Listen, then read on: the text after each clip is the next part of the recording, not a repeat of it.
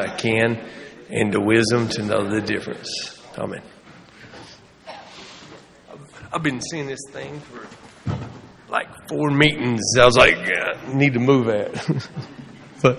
Okay, so what we are going to do is, this is a panel, and in the panel what we do is we do 2 questions, and what we'll do is whenever I do the question, they will have 10 minutes to come up and talk about the topic, and then the next person will do it, and then the next person, and then I will tell them the next topic. They don't know what the topics are. Yeah. I don't even know what the topics are. No, I'm kidding. But anyway, so what I'm going to do is when I'm going to sit down there, when it comes to when I do that, you got 1 more minute. Okay? All right. Or just don't go by it and talk more. So anyway, okay, so what I'm going to do is the first topic is going to be, what is the hardest thing that you've dealt with in recovery? And we will go with Craig first.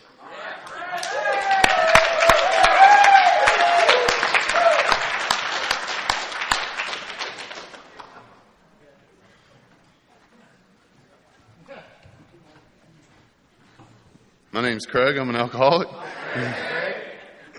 I'm glad he gave me a really easy question to start off with. God,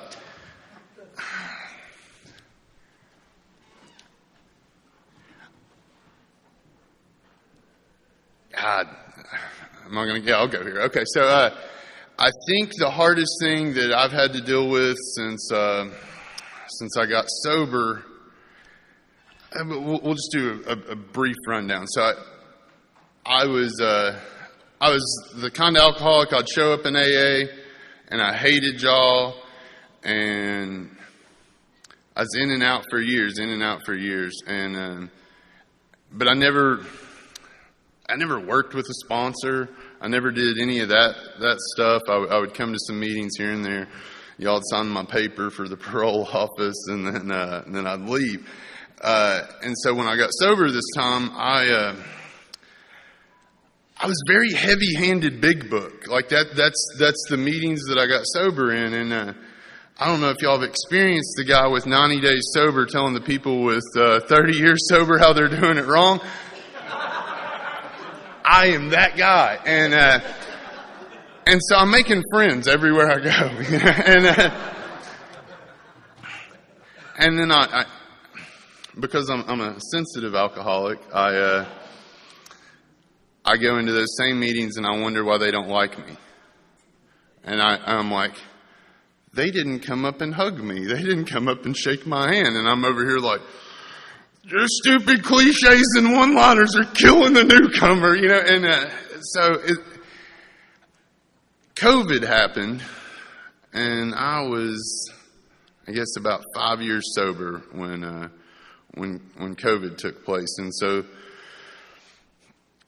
what I knew of AA was very, I'm in the treatment center all the time. I'm sponsoring dudes at the local halfway houses. I'm very service-oriented, and I'm not very unity-oriented. And my fiance, who's down there in the first row, I remember when COVID happened, it was... she didn't want me to go sponsor dudes because, like we're watching videos of people flopping over dead in China and, like shit serious. And so she's like, I'd really appreciate it if you just stayed home. And after about 2 weeks of that, she's like, I don't care what you do, just get out of this house. And the meetings were shut down, the treatment obligations were shut down, and my recovery looked really different.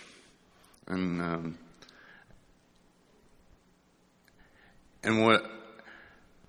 what I realized probably in 2020 and 2021 is that I'd gotten very rigid with God. I'd gotten very rigid with Alcoholics Anonymous. I'd gotten very rigid with what service looked like. And I don't know where I thought that like God had told me like the definitions of these things were, but in my mind I'm like, listen, if you're not in the treatment center and you're not sponsoring dudes, then like you're not doing service. I told you, people loved me everywhere I went. And so it was like the unlearning of everything in that year was super difficult. And that's happening in, this is home to me. Alcoholics Anonymous is home. It's the first place I really felt like I belonged other than a trap house or a bar. Y'all love me. Y'all put up with a bunch of my nonsense. And I don't have that. Home life's rocky because neither me nor my fiance knew how to, we're those idiots that got together in the first 90 days sober, and we still are together. So, but you take away what we knew, and I went one way, she went another way. So home life's rocky, recovery life's rocky, and I'm having to realize I am wrong about so much, and I'm a prideful guy, so to admit to anybody like, I might have screwed this up on how hard I was being on y'all and myself and everybody around me.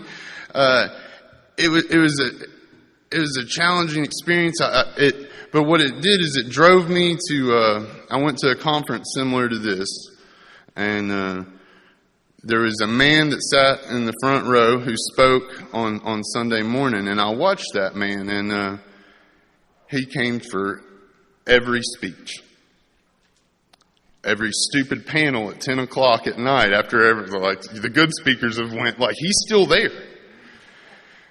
And so, and he talked about wheelhouse steps, the things that are your wheelhouse. And I'm a 12-step dude. That's a wheelhouse step. I like doing that. It comes easy to me.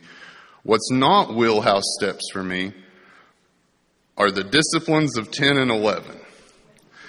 And he talked about those being his wheelhouse steps. So for the first time in a long time, I made a decision that I'm going to go with somebody that might know about some stuff that I don't know about, which is 10 and 11. I can quote you the book, but I don't have the practices in my everyday life.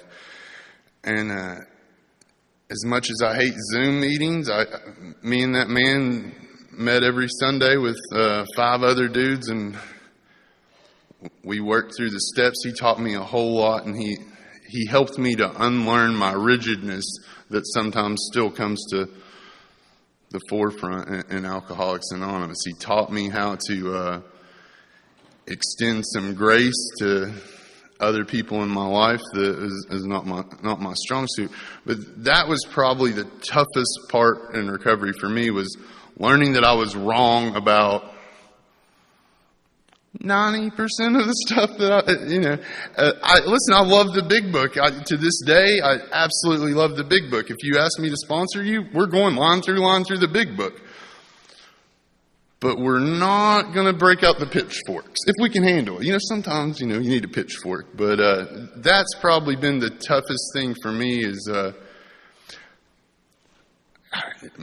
one of my friends told me the last time I spoke that I didn't share this, and he called me names that I don't think you're supposed to use from a podium. But I went to a Dead and Company concert in Chicago. Grateful Dead fans? Any of y'all? No. Is that more a Drug Addicts Anonymous meeting than an Alcoholics Anonymous meeting? But so I went to a Guns N' Roses concert, and I went to a Dead and Company concert, and I'm so ate up with fear and anxiety because I like confrontation with y'all. I hate confrontation with my fiance. And so we're just pretending like everything's cool at home. It wasn't cool, was it? No, it was not cool.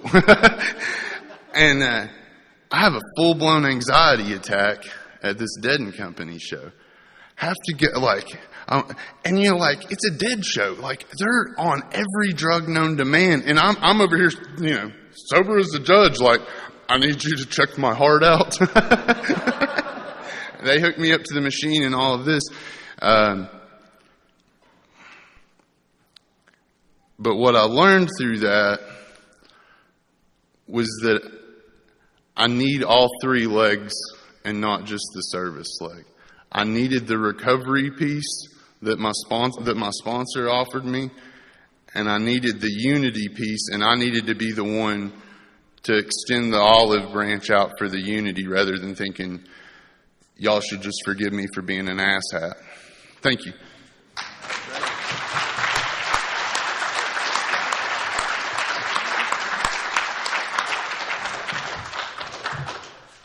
All-timer, hi y'all. My name is Ryan Corvo. I'm a grateful recovered alcoholic. My sobriety date is June 10th of 2009, and for that day I'm eternally grateful. I have a sponsor. His name is Dave Chadwell. He's a member of the Pleasant Valley Group, which I am too. Whoop, whoop. We got 10 of us sitting over here. And I sponsor men that I sponsor men. They sponsor. And you just go on down the line. There's like 5 generations of us probably sitting in this room right now, and it's really, really cool. I want to thank Ben for dropping this on me the other day. I was at work. I run to the warehouse, and I said, what are we talking about? He says, none of your business. Just show up. And so here we are. I'm sitting there thinking, and thank you for your talk, and what an amazing thing this is. And I got to hear Charlie Parker, one of my absolute AA giants that helped save my life, tell that story. And so I'm a hot mess anyway. But I can tell you I've taken the 12 steps, and I've had a spiritual awakening as the result of those steps. And my life, I can tell you with absolute certainty, my life is forever changed.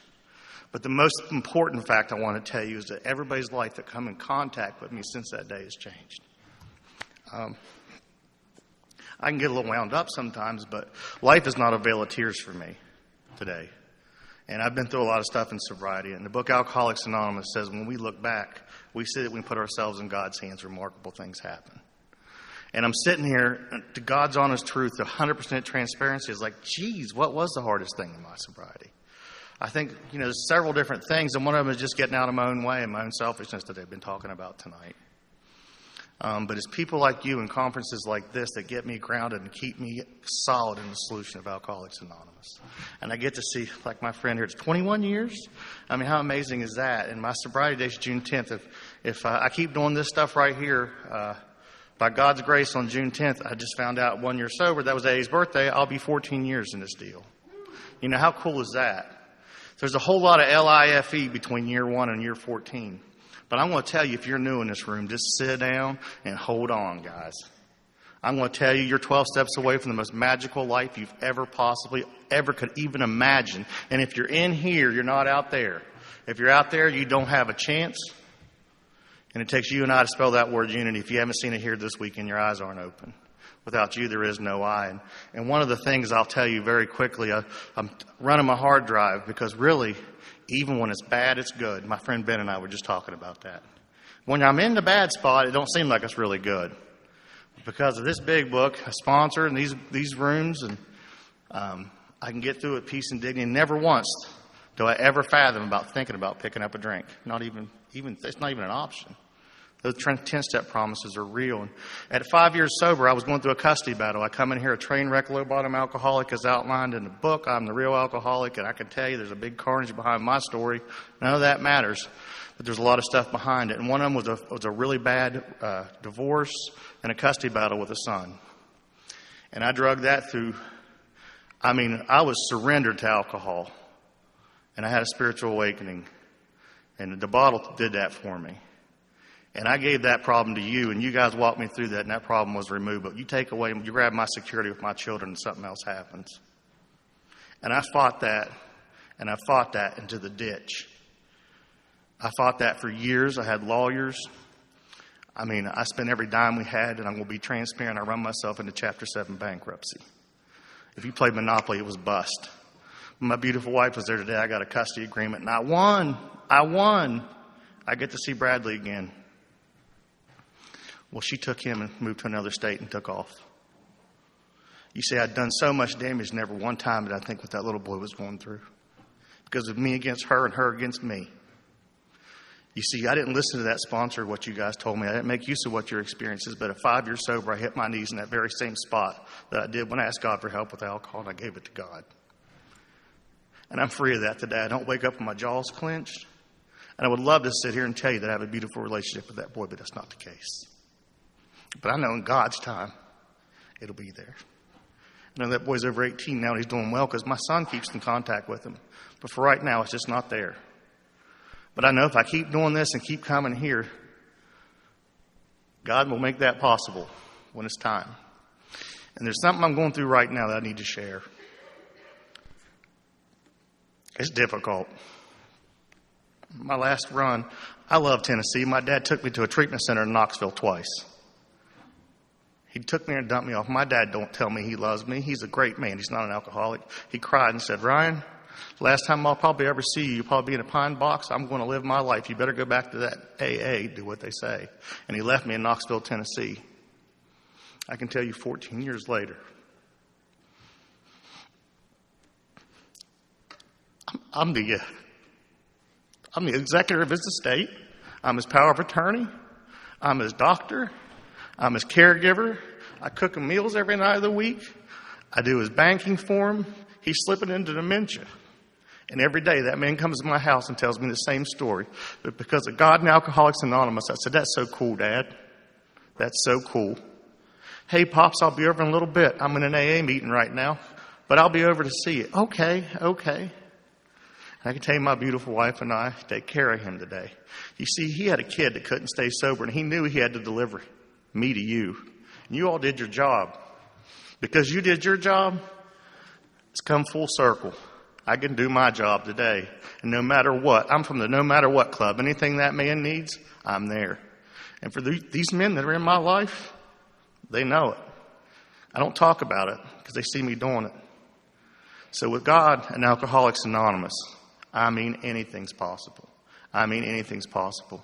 If you're new, don't keep coming back, man. Just stay because we need you. We need you more than you'll ever know. We need you more than anything because what we know is something you don't. There's a life out there on the other side of this thing that's indescribably wonderful. And if you're one of those people who say, hey, you're on a pink cloud, I've been on a pink cloud for 14 years. You don't believe that? Hop up on mine, baby. It's big. You can ride her with me. I absolutely love you, and I love you, Ben. I'll pass.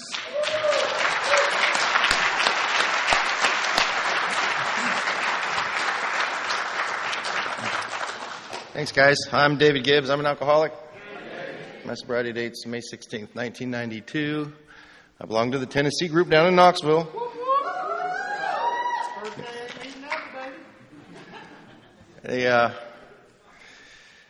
I have some similarities there with the custody thing when they said, what's the hardest thing you ever been through? And I immediately was drawn to what I went through. And probably it was the hardest thing that I went through because it was the first real dilemma in sobriety that I had to deal with.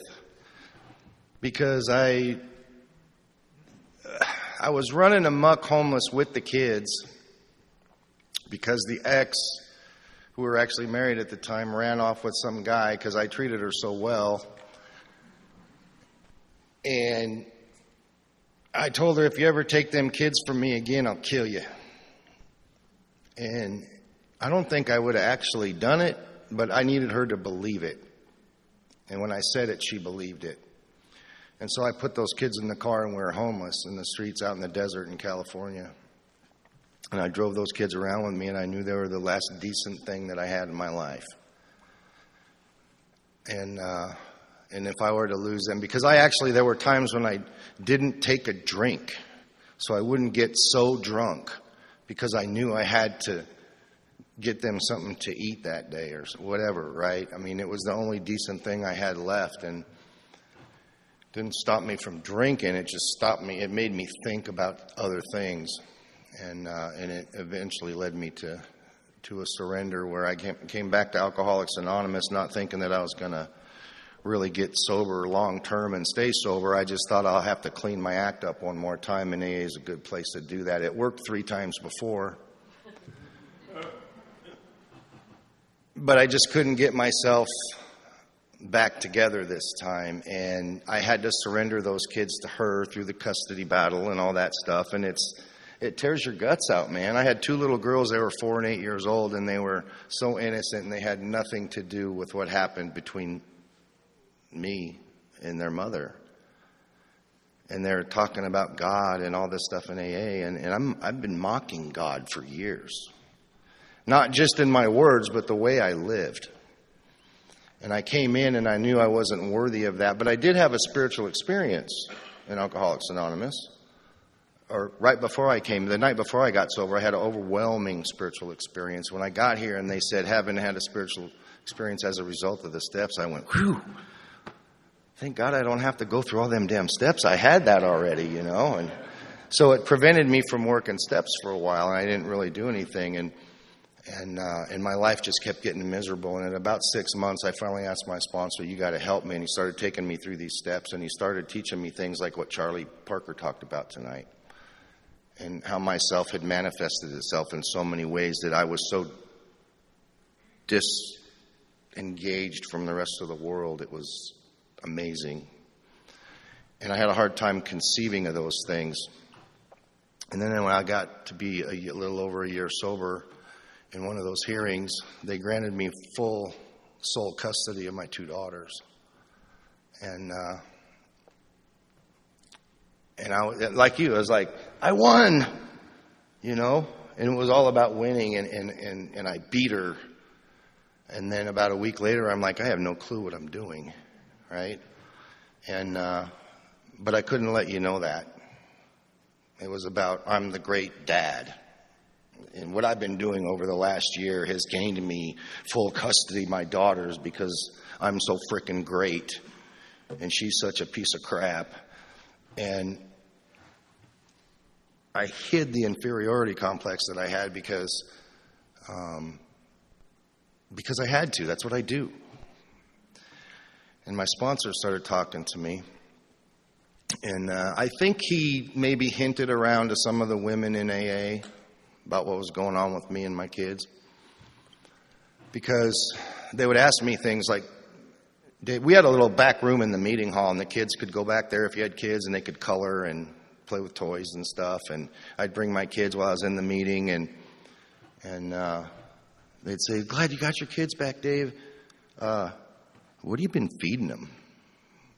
Because they got dark circles under their eyes. And do you guys have a hairbrush at the house, by the way? And these were insulting things to me. I'm like, yeah, I'm feeding them.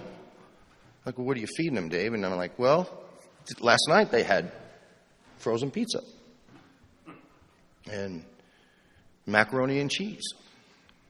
What did they have the night before? Frozen pizza, macaroni and cheese. So these women in AA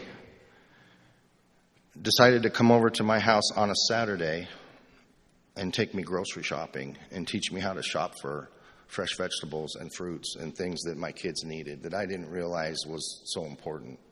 I just didn't know. In the back of my mind, you know, when I think about it now, I go, how could I not know those things? How could I not go and do that stuff for my kids? And it was the hardest thing for me to do, is to lay down what I thought I was doing a good job, because I had my kids for a short time, and they seemed to be fairly happy and everything. But they taught me how to comb their hair and braid their hair before they went to school. And they taught me how to take their clothes and make them match. You know, you can't send them with a yellow sock and a green sock and a purple shirt and red pants, Dave. It ain't going to work, you know. And they helped me to develop a routine with that. And they taught me how to take care of my children. That's what they did. And the battle that was going on inside of me, to be able to lay down my fixed ideas about I'm just doing fine and let these people come in and help me, was probably the hardest thing that I ever had to do. I've had several hard things I've had to do over the years, but that was the hardest. And I think it's because the first time I was ever confronted with my idea of what it was going to be like for me in sobriety versus what real life and sobriety is all about. and to change one's attitude and mind and heart over to something else that was much better was extremely difficult for me to do.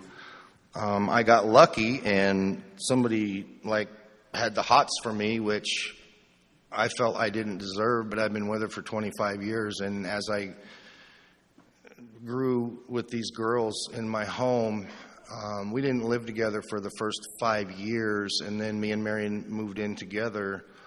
But during the course of that time, Marion brought principle and structure into that house without even being there.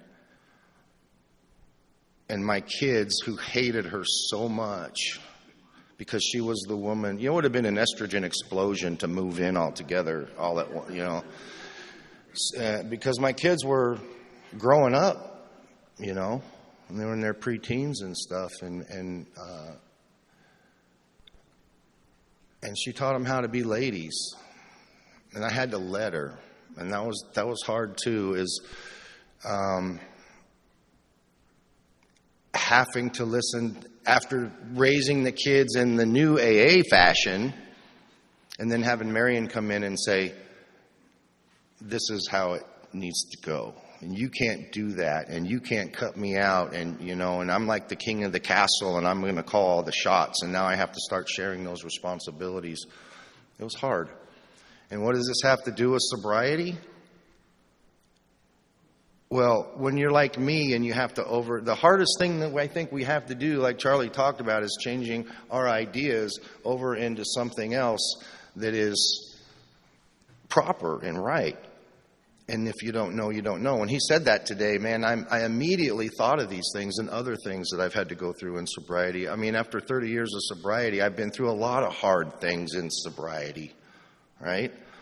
That I've had to do similar things, and they all have to do with my belief system and what I believe, because when I believe it and you challenge me, my chest comes out a little bit. And I get a little defensive about what you're telling me. And I don't want to hear it. And I don't want to think that applies to me. And whenever I face any kind of controversy since I've been sober, that happens to me. And I don't think that's ever going to go away. But I have to, at some point in time, during the process of that, is to realize that I've been here before. I've overcome it before. With the help of God and AA, I can do these things. And I've had to overcome a lot of things in order to turn my will and my life over to the care of God in that fashion. And it's been the most rewarding thing I have ever done in my life was take responsibility for those two girls, because now I got grandkids from them. I raised them. They didn't get pregnant. They didn't get strung out on drugs. I didn't have to go to the principal's office. All those things that we think are good. You don't want your kids ending up there, right? And all in all, they turned out to be pretty good ladies, and they're raising some pretty good kids themselves now. So something worked, and it was not my idea. So thank you.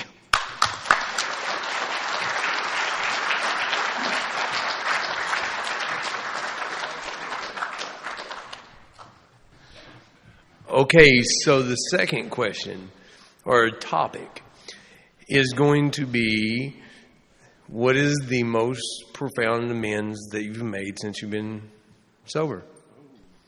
And we'll go with Craig again.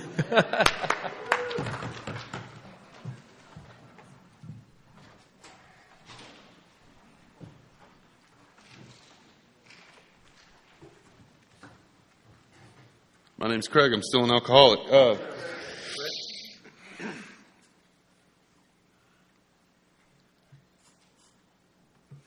I'm going to do two different amends. So I'll start with the one that anybody that's from here, if you come from Kingsport to Johnson City, there's this church that they call the Hershey Kiss Church because it looks like a Hershey Kiss when you pass on the interstate. And I'm about to own this in front of all these people. That's fantastic. My buddy worked at this church, and do I look like I know how to pressure wash? Like, do I look like a pressure washer? So I don't, I got the beard now. Back then I didn't have the beard, and I don't know how to pressure wash, and I didn't own a pressure washing business, but my buddy worked there, and, we like to party. So, I robbed this church for $10,000. 10, 12, something like that. Typical stuff. So apparently I ran a pressure washing business. We would invoice for the pressure washing that never happened. Church would cut a check. We'd go to Atlanta, blah, blah, blah. And my home group when I first got sober was in Johnson City, and I'm from Kingsport. So every time I'd go to my home group, I'd pass the Hershey Kiss Church. And I do this number when I'm driving on the interstate. It's over here, and I'm like looking off because I don't really want to make eye contact with the Hershey Kiss Church because I'm full of the shame of robbing a church. And I remember my first sponsor. He had me do a contract in the beginning of the book, and I, Craig Forster, am willing to go to any lengths for victory over alcohol and drugs, and I put the date and we signed that. And I remember the first time when we met, he said, "There's going to come a day when I'm going to point you back to the contract we signed, and I'm going to remind you of this." And in my fresh out of treatment arrogance, I was like, "There is nothing you can ask me to do that I will not do. I am willing to do whatever it takes to recover from alcoholism and drug addiction." And then I get to amends, and my mind changes. It's like, whoa. What do you mean you want me to go make it right with this church? And I don't know, God put it on my heart to, I just couldn't drive past that stupid church again.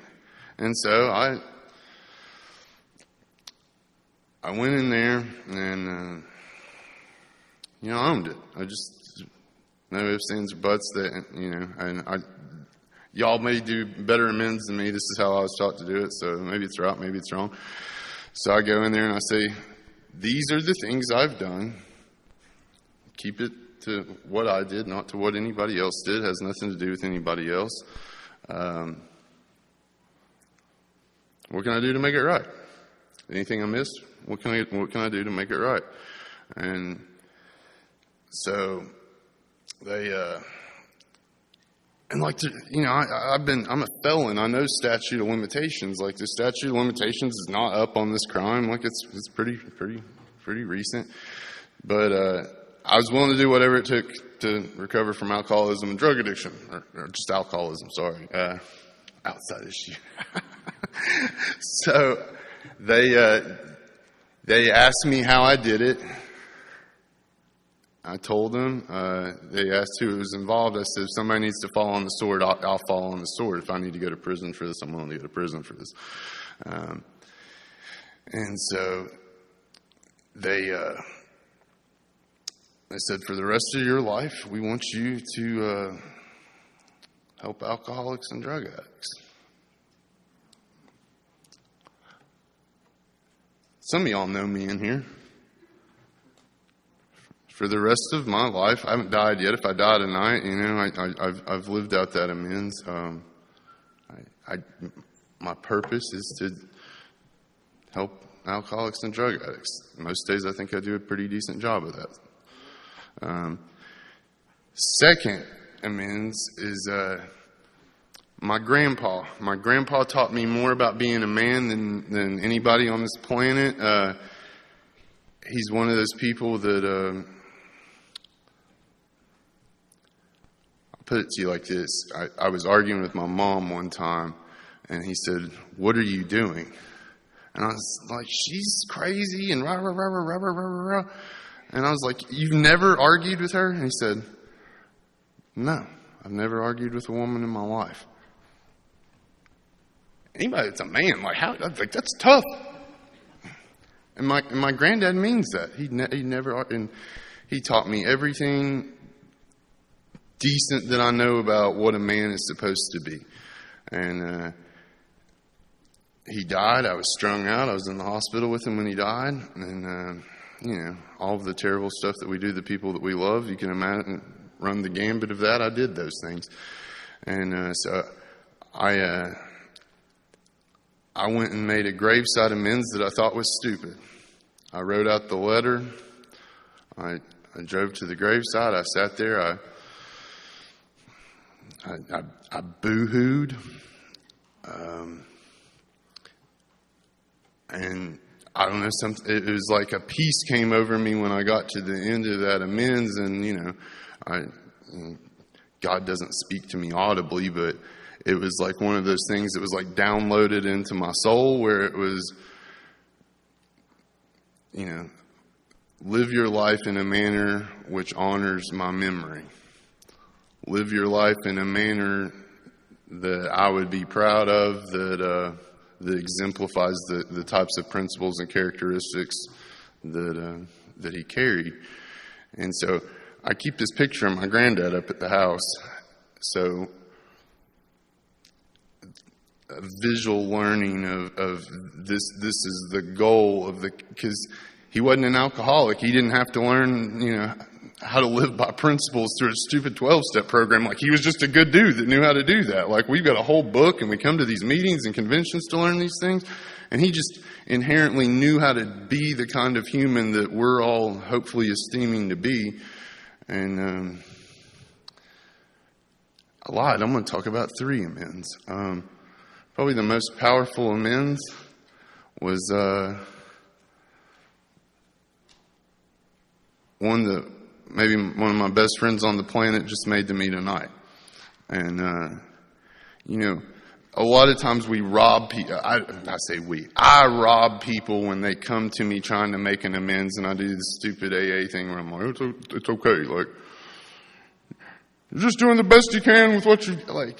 Stupid AA cliches. And I don't give people a platform to really get through a healing process. And I'm talking like 30 minutes ago, like we got to have like a spiritual connection conversation where, he was able to get free. I hope he was able to get free of some things that had been blocking him from the sunlight of the Spirit. And I was able to connect with somebody that I love. And without that amends process, I don't get to be like my granddad, and without that amends process, I don't get to connect with other humans, and without that, I don't get to feel the unity that you guys have offered me for the entire time I've been here. I'm really glad that I was not looking forward to coming to this event. I wasn't looking forward to speaking at this thing, and I've had this giant AA resentment. Y'all do that? Anybody do that? Shit. It's number 2 on the resentment list. Like, if you got like a top 25, like Bama here, Tennessee, where we're like way down there. But like, AA's top 5 resentment right now. And this has almost been like one of those processes where like I get to heal with Alcoholics Anonymous, because y'all pissed me off good in the last 3 years. And but I'm very grateful for Alcoholics Anonymous. I'm very grateful that it's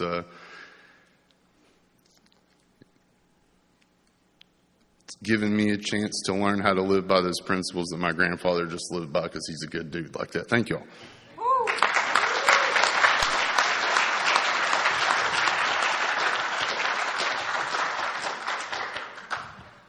All right, I'm Ryan. I'm an alcoholic. For the first hour of this talk, I'm really going to drill it down. Man, this is my wheelhouse, and I talk about a ticket to freedom, and this is the 9-step amends process. I want to circle the wagons back really quick, and I'm remiss by not following up on what I said about my son. The coolest thing is our dark past is our most vital asset. With it, we can avert misery and death for them.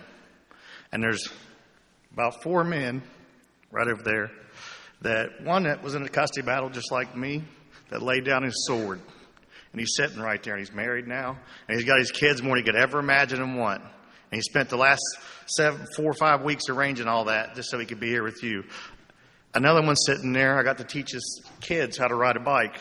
You see, that was robbed from me because I was a drunk and I wasn't able to do that with my kids. But God gave me a do-over. You see, Alcoholics Anonymous allows me to go through that again and do that. And the 9-step amends process is indescribably amazing. And some of my most powerful amends have been many years into recovery, because I used to be that arrogant guy that stood up at this podium and say, my list's complete. I am current with today. All my amends list that I had the lines across it. And you know what I found, guys, is, are you kidding me? You see, Alcoholics Anonymous is like a rock in a pond. You throw that sucker up and it hits the water and all those ripples come out, and that's all the people we affect by our alcoholism. And I can't fathom. I can only tell you, if you knew me before June 10th, 2009, come see me after this meeting, because I probably owe you an amends.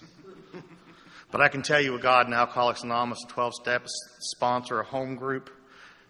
You take that same rock and you throw it up and it hits the water, and all those ripples is a loving hand of God. And some of the most powerful amends that ever came to me was many years into my sobriety that never made a list. And for those of you that know me, I'm deep into the book Alcoholics Anonymous. I write, I do all those things. And never once did any of these amends that I'm getting ready to talk about ever hit one. I'm in a grocery store with my beautiful wife, Allison, who's going to be here tomorrow at 1. She's the AA talk. Come see her. She'll be on this panel tomorrow. And we're standing at the meat counter. And we're talking to a lady that worked with me, and she'd retired. And we're like, oh, it's so great you're retiring. And I look down the aisle, and here comes this big old guy with bib overalls on. Something about bib overalls. Here he comes. No, he had a suit. This is a different one. He had a suit on. And he's coming down the bread aisle. And it struck me, and I said, oh, my God, Allison, give me a second. She said, what's wrong? I said, oh, give me a second. You see, 7, 8 years earlier in one of my drunken hazes, I stopped at this guy's tire shop because I blew out a tire because I was drunk, and I hit the curb, and I had to go there to get a tire. You know how the story goes. And I go in, he says, buddy, you should buy the warranty. I'm like, I'm not buying your stupid warranty. It's a ripoff. And I'm drunk, and he sells me the tire. And, of course, I go out drunk and blow the tire out the next day and go back and expect him to give me another one. He says, buddy, you didn't buy the warranty. And I cuss him and do all the awful things that I do. I'm not going to put we in there, what I do. And I go about my rest of my time, don't ever go there, don't ever go to that shop, don't ever go there. That guy's a crook, and I character assassinate him all through the community. And there I am in a Piggly Wiggly with my wife, and here he is. Never hit a list. But Alcoholics Anonymous, that 9 step says wherever possible, not whenever. It says wherever possible. So in a bread aisle, I make the approach. Sir, can I have a moment of your time? And I'm 7 years sober, solid in this book, and I'm shaking like a leaf. And he says, well, yes, do I know you? I said, yes, you do. I said, I've harmed you, sir, and this is what I've done. And he listened intently, and he looked me in the eyes. And I said, I really need to know how this makes you feel, and I really didn't know if I left anything out. And I shut up and I listened. And that man looked at me, and he put his hands down on my face, and he smiled. And he said, son, you need to understand one thing. I don't recall that day because God doesn't allow me to hold hate in my heart. You see, I'm a Baptist preacher, and I can see God in your eyes. And whatever you're doing, son, please keep doing it. And I'm so grateful for you to know that I love you. And he hugs me, and I hug him, and we cry like somebody shot us in the foot. And I duck down by the Captain Crunch, and I'm having a meltdown. And here comes Allison going, oh, my God, are you okay? And I said, I'm better than okay. I'm more than okay. You see, and when I see that man today, he's, hey, Ryan, how are you doing? Fast forward a couple years, I'm coming home from a job that God gave me because of Alcoholics Anonymous, because God gave me a degree, because you people drove me 100 miles a day to college every day when I didn't have a driver's license. And I get to walk home because I get to work next to my house, and I'm walking home for lunch. The night before, Allison and I said, I wonder what happened to Dean. Dean was a guy that, well, Larry knows him, but he was a guy that a friend of ours that went to the big meeting in Sky sponsored, and we loved him. And so I haven't talked to Dean forever.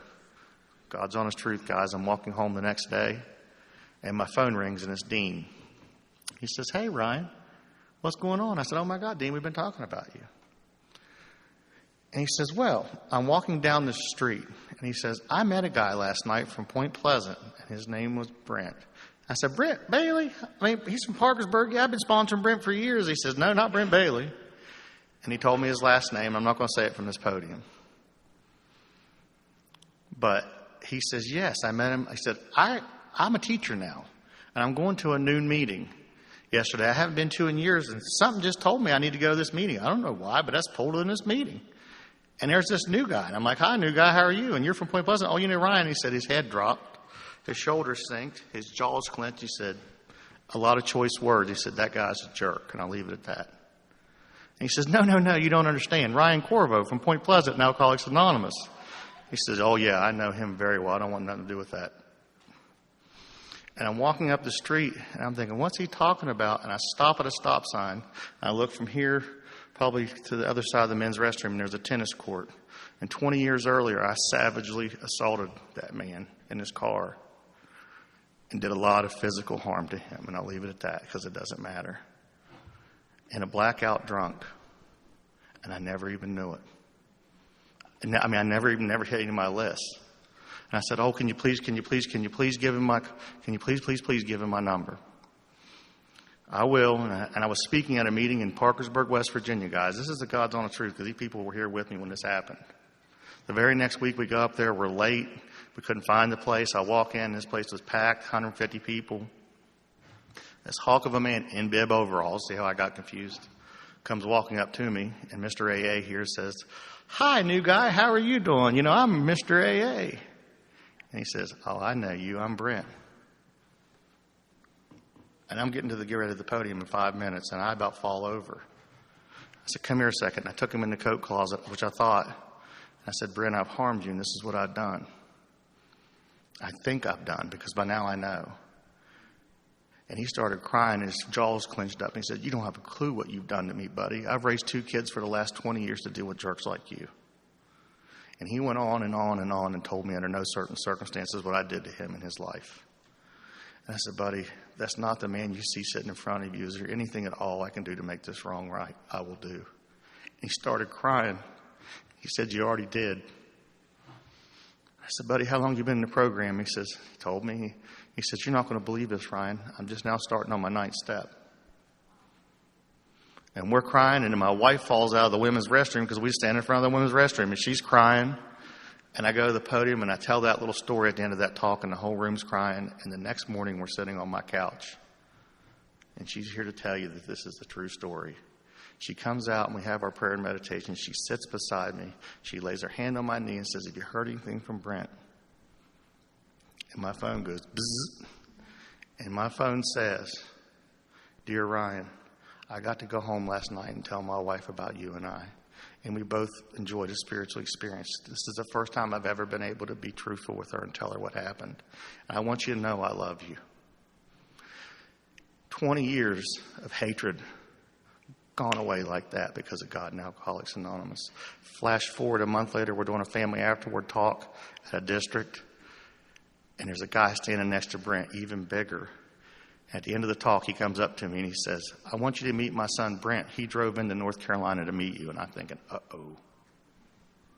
And that boy grabs me and starts crying. He says, thank you for helping save my dad's life. That's only in the power of God and Alcoholics Anonymous.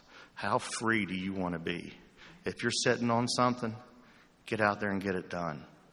With God, anything's possible, guys. I absolutely love you. I'll pass.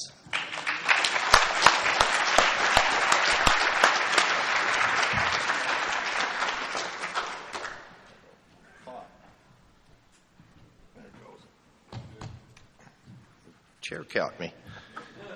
I'm David Alcoholic. Man, that's some powerful stuff, guys. Aren't you glad they didn't ask us to explain the 12 concepts of service tonight? That's for the women? Yeah, good choice. I got a couple as well. The first time I went to my ex-in-laws to make amends to them, I was back in Omaha, Nebraska. I'm originally from Omaha, Nebraska. And we were living in their house because just the way it was back then. I was newly sober and trying to reunite with that ex-wife, and it was horrible. It didn't work. It was before all the custody stuff got really bad, and I said, I want to sit down with you two, her parents, and make amends. And they heard me out, and I said, is there anything I can do? And they said, well, we'll think about it, And they came back to me the next day, and you can start by changing the fan belt on the car. When you're done with that, you can mow the lawn, clean out the shed. And they gave me a list of tasks to perform for the harm that I had done. And, okay. And I did all those things. And they never stopped for weeks and weeks and weeks. And I felt like a slave. And I just thought, there's something ain't right about this, And anyway, I ended up leaving. Got in the car, left, never looked back. Well, fast forward about 10 or 12 years. I can't remember exactly how long I had been sober, but my daughter was in a very bad relationship. Fresh out of high school, getting her own place, meeting boys and doing all that stuff. And she got involved with a guy that was very similar to me. Kind of treated my daughter the way I treated my ex-wife. And I was driving to work, and I was out in the middle of the desert, and there are like miles of nothing out there. And all I wanted to do was turn my truck around and go kill this kid. Like literally had hatred in my heart for this kid. And so I called my sponsor, and I said, I need to talk to you. This is what's going on. And he says, I don't have any experience with anything like that. Do you know anybody that does? It's been in that same situation that you're in. And the only person I could think of was my ex-father-in-law. And I said, he's the only guy. He said, why don't you call him and ask his advice? I'm like, you got to be kidding me, right? I don't even know his phone number. It's been years since I talked to this man. And so I called my ex. I said, give me your dad's number. Of course, she's like, why? And I didn't tell her why. I just said I need to talk to him. Anyway, she ended up giving me the number, and I called him, and he was home. And I got him on the phone for a couple of minutes, and we're exchanging pleasantries. And, these people hated me. And I could hear his wife in the background screaming at him, hang up the phone. Don't you dare talk to him. And he said, leave me alone. And I explained the situation to him. And I told him, I called my AA sponsor, and he said to call somebody that had been in the same situation. And you're the only one that I could think of because I used to treat your daughter that way. And I know how damaging that was. And I went on to say a few things like, it wasn't just the fact that I treated your daughter that way. It was the fact that you never got to see the grandkids. That we deliberately avoided answering the phone when you would call. You would want to come out and visit, and we would tell you, no, we're too busy. And we robbed you of being grandparents to those kids. And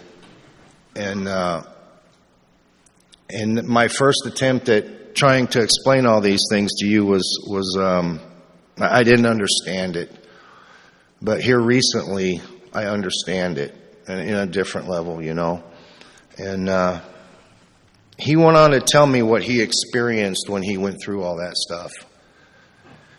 And it wasn't good. I mean, there was a 3-day period where he was out with a shotgun looking for me. And we ended the conversation with, I asked him, I said, what was the most significant thing that you did that helped you through that period? And he said, prayer. And he was a very religious man. And I said, that's all I got right now. And he said, that might be all you got. Good luck. And that was it. But in the You have to be there in those conversations because something healed that day between me and that man. And my sponsor told me it's because you recognized his pain. You didn't just say, I did this and I did that, and, fire at will, And that's kind of the way I went into it the first time. But when I called him back this time, and I wasn't even really calling to make an amends to him. That wasn't my purpose. But I ended up having that conversation with him, and I recognized his pain, and it's just the course of the conversation, and there was some healing that took place. And the future times that I had to see him because of the kids' graduation or whatever, we exchanged pleasantries that were actually pleasant. And me and him are never going to be fishing buddies. Never were. Right? But something happened that day. The other one was when I was young in Omaha, Nebraska. We used to pull the weed. The pot used to grow wild in the creeks. And it had no THC content in it. It wouldn't get you stoned. It was just, they made rope out of it. It was hemp. And we used to dry it out, bag it up, and take it down, sell it to the bums in downtown Omaha, make a few bucks, and go out and buy booze with it. And we did that a lot. And for some reason, when I went through it says, do you have any amends that you need that you don't have any resentments in connection with? And that's what I thought of was, like, it's stealing, basically. Those guys didn't have much money, and what they did have, because, we'd smoke a good joint with them, and then they'd want to buy some, and we'd sell them this junk, and they thought they got a good deal. And we did it over a summer in high school, and he said, well, how much do you think you made off of that, money-wise? And conservatively, I said, probably about $800. It may have been more, it may have been less, I don't remember, but I told him probably about $800. He says, okay, I want you to go down. Your tax return's going to be coming. It was around this time of year. And he said, you're going to get your tax return back. He says, I want you to go down take $100 out of your tax return and go down to the Walmart or wherever and go down to the homeless shelter and ask those people what they need. And I did that. I went down and she said, don't bring canned goods and food. We got plenty of that, but we need hygiene items. We need sanitary things for the women. We need shaving kits for the men. We need this and that. And so I went down to the store and I got my tax return and I bought $100 worth of the stuff and I brought it down there to him. And he told me not to give it to the lady behind the counter. He says, I want you to stand out there and hand it to these guys and tell them why you're doing it. And so I did that. And the next year I took $100 and I did it again. And the next year I took $100 and I did it again. And I did that until that was paid off. But in the process of doing that, what happened is some of the people I was a plumbing contractor out in California, and some of the people that were working around me, not with me or for me, but around me in the supply house and other plumbers, and knew my situation. I'd been known in that town, as a plumbing contractor, and these guys knew who I was. And they found out what I was doing with the homeless people, and the girl behind the counter at the supply house said, hey, man, we'd like to get in on that. You think they could use some socks? They probably need coats and blankets. And all of a sudden, she started asking the other plumbers in town to join in.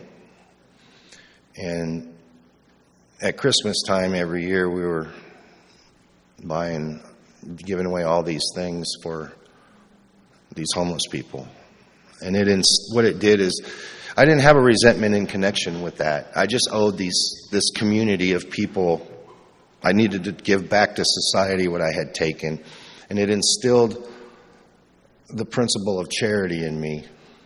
And I started to feel the joy of being able to give these guys back something that they desperately needed. And we started, our company started donating to other places and other charities and whatnot. And I got to learn what it's like to be able to do those things, which I never was able to do before. And it was fantastic. It was fantastic. Do I got a couple more minutes? No? Well, go ahead. No. Well, Marion decided to go down to the local, homeless place. I don't know, they helped homeless people, and she said, what can we do for you guys? And they said, well, we adopt families around Christmas. And she went down to got a hold of this lady. They gave us a family to adopt for Christmas. And we went down. The lady had diabetes, and she's missing a leg from her diabetes and slept on a mattress in the living room, and the kids had the bedrooms. These people had nothing. And she said, well, you guys signed up for the Christmas deal, and we're going to bring Christmas. And they were happy about it. And Marion asked the little boy who was losing his sight. He was blind, legally blind, and he would be totally blind in a short time. His glasses were that thick. And she said, what do you want for Christmas? And he said, I want an Easy Bake Oven. And he said, well, that's a strange gift for a little boy to ask for. Why do you want that? And he said, because my mom loves chocolate chip cookies and she can't stand up there and make them. So that kid got an Easy Bake Oven with about 50 packages of chocolate chip cookies to make for his mom. And the little girl got passes to the movies, and we took care of that family. And when we did that, my family found out about it. And my mom said, can I put a gift basket together for him? And we said, sure, Mom. And my sisters got involved in it. And Marion orchestrated the whole thing. But you know what? That was the best Christmas that family ever had. And that's because I paid $100 a year back to the homeless people, because I felt this charitable thing inside me to where it's okay to do those things. And pretty cool. Thanks.